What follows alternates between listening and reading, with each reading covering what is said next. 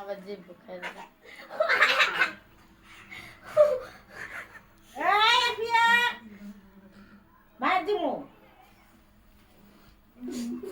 নাইকে ফুবিল লাগে দাদি কামড় দিব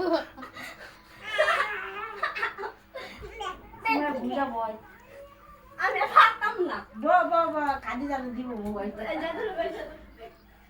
তারা বিজনেস আছে সিরে ভিডিও বন্ধ করে দে, এটা তো প্রমাণ মা।